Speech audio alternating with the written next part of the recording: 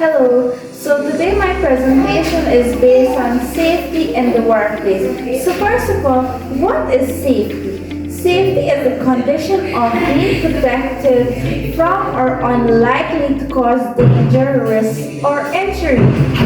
We have do's and don'ts. Follow safety procedures and guidelines. Keep work area clean and organized. Participate in safety trainings and meetings. Use tools and equipment properly. So we go on to don'ts. Ignore safety warnings or signs. Engage in horseplay or reckless behavior.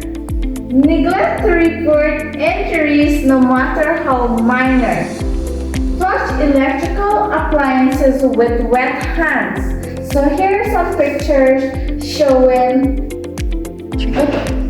So we have pictures here showing to keep work area clean and organized.